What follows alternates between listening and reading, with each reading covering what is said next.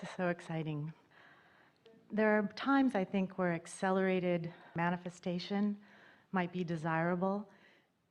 It never is, though. If you accelerate a manifestation before your ability to allow it, it will beat you up. Okay. You don't want to force it. You don't want to goal set it into being. Okay. You want to trust that the goal has already been set, that the desire has already been established, and that the cooperative components have already been assembled, and then you want to relax in to your translation of the path to the fullness of it. Okay. What I'm particularly thinking about is spontaneous healing, or where someone has an undesirable condition in the body. You all are so interested in instantaneously going. Isn't there anything desirable about the journey? You have to accept the desirability of the journey instead of the instant manifestation. Otherwise, you're in Seattle now. I guess it seems kind of fun for something like what we call, or humans call, a miracle. Sometimes that seems fascinating to me for some reason. Well, we think that it is interesting. That's our most polite word. That humans want to call natural universal response miraculous. Yeah. Let us define what humans mean as a miracle. I offer a vibration totally apart from what I want, and law of attraction makes me the exception to the universe and gives me something that's different from what I'm vibrating. And the shock of it, because it's so not the next logical step, seems miraculous. Because when you witness it in others, you cannot understand the vibrational journey that they have taken. It's always the next logical step before it happens. And so we get what you mean. You're talking about getting the normal conditional timeline out of it and approaching it only from a vibrational standpoint. And that really is what we mean when you use the word miraculous, or something that happens suddenly. It means a shift in vibration that allows manifestation to quickly catch up with it. And these are the requirements for that: stronger than usual desire, extraordinary desire and focus that is so powerful that the resistance that is normally there is temporarily set aside and is dominated by the power of the focus of desire. But why put yourself in a position where you need to focus that powerfully to begin with? Just do maintenance steadily. The maintenance of your alignment will keep you living happily ever after. Usually when people are looking for something that is miraculous, it is not so much for their own satisfaction, because it's been a rocky ride. It's for the approval of others. It's for the way it would appear to others. I've accomplished this miraculous thing, and therefore I may be more highly revered. And we say, everybody gets whatever it is they're focusing upon. Relaxing into the natural abundance of well-being is a much more normal from your non-physical understanding standpoint. Yeah. Okay. This is what you're reaching for, and this is the reason that your question is so important and powerful. In every moment in time, the universe, law of attraction, your source, has lined up many, many avenues to get you right to where you want to be on any subject. If you could accomplish an immediate and complete releasing of resistance,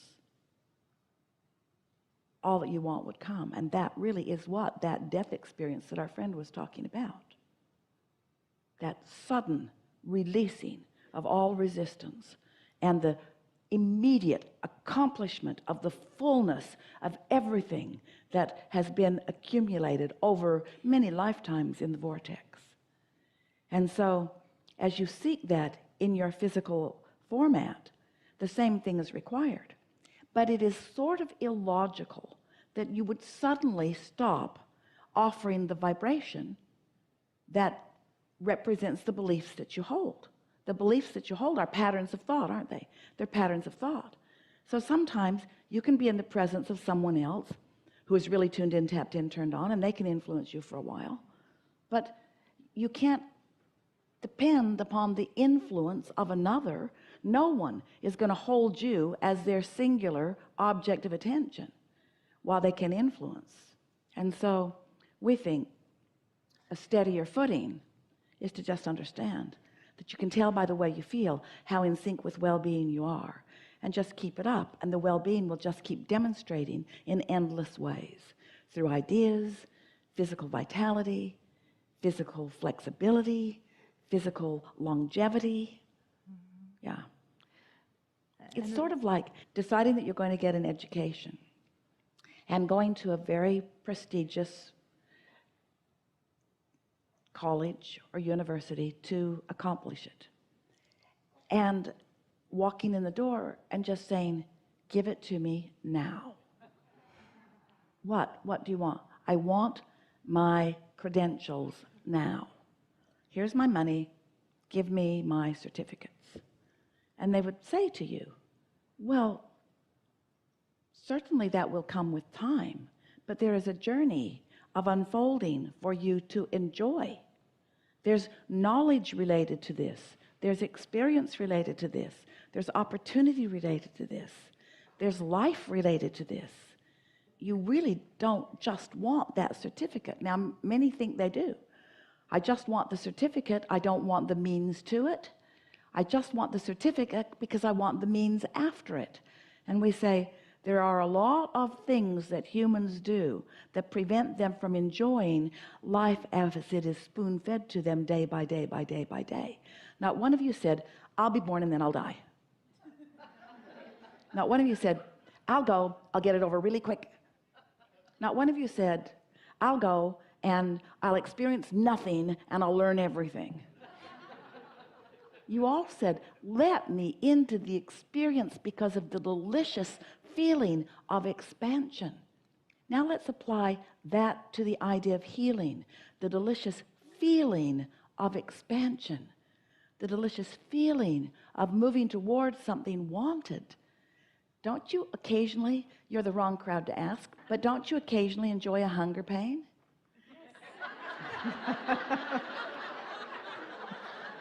Esther had one the other day and she thought she was dying. What's this feeling? I don't recognize this feeling.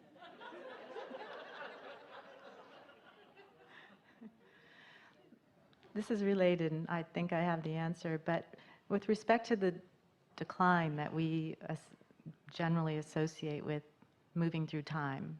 The unnecessary decline, perpetuated by self, by holding oneself in resistance of energy summoned.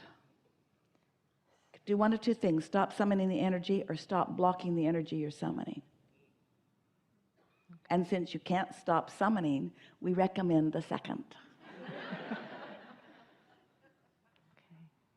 Continue. We jumped right in the middle of that, but Okay. See, I can articulate it differently. Well, I've got... we're going to get you anyway, so might as well just blurt it out. You've also said, this is all sort of part of the same thing, that if we believe that we could regrow a limb, we would. It's all on the line of this miraculous that's gotten my attention. It's really just, how do you increase your knowing that that's possible? Here's the thing. We so enjoy this question, and we really want you to understand the basis of our answer. This is the tricky thing about that. So here's this vortex that's full of everything that you want. It's full of all the so-called miracles that you're looking for. And here you are in some relationship to that. So let's say, for whatever reason, you're up close to it. You're vibrating right there with it. And so ideas are beginning to occur to you. Well, as you are a vibrational match to what's in your vortex, now you begin translating into meaningful ways. That's how thoughts are turned to things. That's how thoughts are turned to ideas, and that's how ideas are turned to rendezvousing, and that's how rendezvousing is turned to manifesting. In other words, that's how the vibration becomes. So as you are understanding that it is this vibrational becoming that You have to be in the vicinity for it to even occur to you. That's why it's the next logical step and the next logical step and the next logical step and the next logical step. So amazing things happen to you. But when they do, they don't feel like miracles. They feel like the next logical step. And for those who are looking for the miraculous, in other words, the surprise or the something that just knocks you over, you're really asking to make a bigger vibrational jump than most are going to make. Now again, you stand before Jesus dripping your illness, and he knows so clearly your wellness that he does not see your illness. And because he knows it so profoundly, he influences your vibration for the moment. When you are near him, your illness cannot even exist in that vibration because there is so much knowledge of your wellness. But you cannot depend on someone else who is physically focused to hold you as their singular gaze when it was always your intention to discover your own alignment to it. And so that's why these two thoughts don't go very well together. Because once you practice an idea until you own it and it starts manifesting, now what manifests feels normal to you because you've been practicing the vibration of it. You see what we're getting at? So people who are asking for those quantum leaps or those miracles are usually looking at someone else whose vibrational journey they do not understand. You cannot understand what's going on with anyone else, because you don't know what vibration of desire they held. You don't know what their vibration of allowing was, but you can tell with yourself. We are not for a moment discouraging any of you from having as much success as you seek on any subject as quickly as you can have it. But we think that it's very helpful to understand that you can feel emotionally how you're doing. And when you feel ease, when you feel calm, when you feel just the logic of your natural well-being, then you are in that place where well-being will just keep showing itself to you in many, many ways. And for most humans, it just squirts through the cracks that you accidentally allow. Thank goodness sometimes you sleep. Thank you. Clear enough? Perfect. Thank you. Really good.